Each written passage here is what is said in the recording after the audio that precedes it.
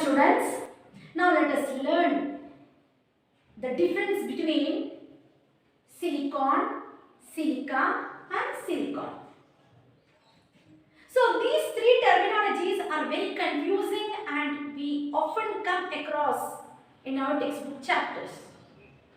So now let us understand what these three terminologies and how they are related to each other so that our confusion is no more.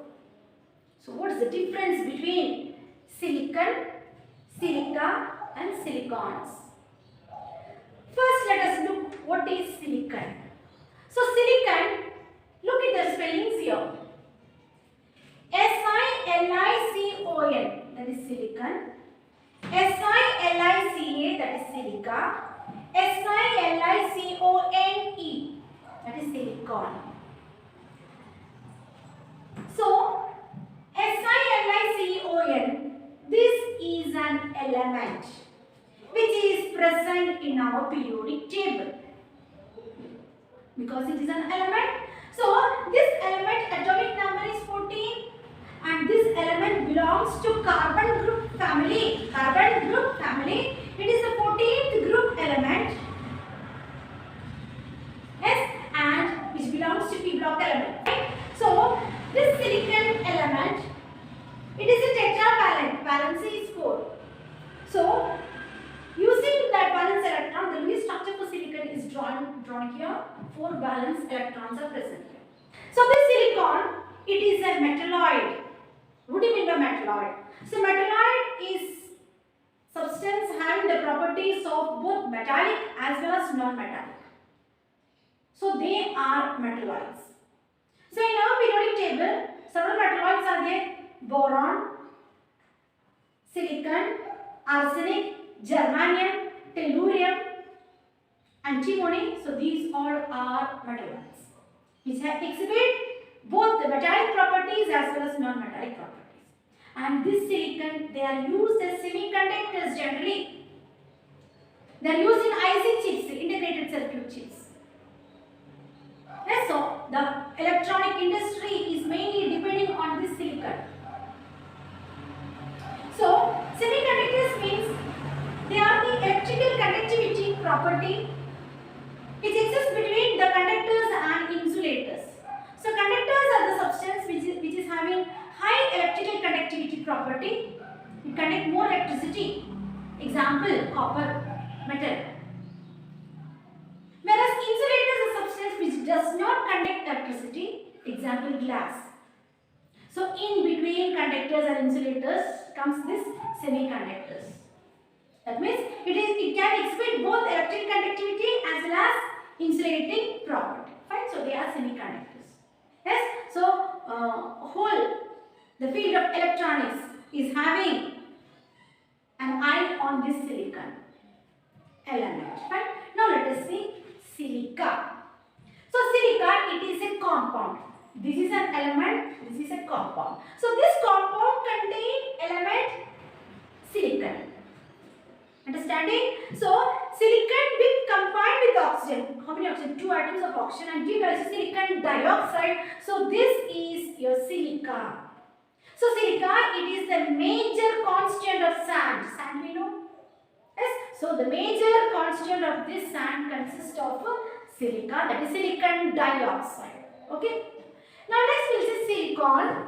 So silicon, even this silicon is a polymer. It is a polymer. It is a synthetic polymer. That means a man-made polymer. This polymer also contains silicon element. Understanding? So this is an organic polymer or organopolymer. Organopolymer with the element silicon Si. So the empirical formula for this silicon is R2SiO. That means silicon contains silicon polymer. It is also called as organosilicon polymer or also called as polysiloxanes. That is also another term for these silicons. Yes. So the empirical formula is R2SiO. That means this polymer consists of silicon, oxygen, carbon and hydrogen. Okay. So this R2 is nothing but your alkyl group. It is an alkyl group. Okay, so it is an hydrocarbon here. It is an hydrocarbon. So name itself indicates hydrocarbon, hydrogen and carbon. Yes, that is nothing but your alkyl. So that's why it is organopolymer, hydrocarbon containing polymer. S of silicon. So that's why the empirical formula is R2SiO.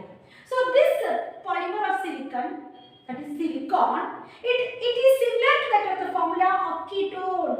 Ketone is a hydrocarbon R2CO. So the difference between these two formulas is here it is in the case of organopolymer of silicon it is Si, and in the case of ketone it is C carbon. Remaining elements are the same. So for that reason, because the empirical formula resembles that of the formula of ketone, so this is called as silicon. So this ketone ONE is added to this silicon, so that's why it is silicon. Now this organopolymer of silicon, it is obtained or manufactured or produced or prepared by the hydrolysis of R2SiCl2. So that is dialkyl dichlorosilane. That is nothing but R2SiCl2. So on hydrolysis of this R2SiCl2, there is dialkyl dichlorosilane that gives rise to linear polymer of silicon. Linear means long chain polymer of silicon. Whereas on hydrolysis of RSiCl3, so RSiCl3 means monoalkyl trichlorosilane. Yes, so on hydrolysis of this monoalkyl trichlorosilane give rise to cross-linked polymer of silicon.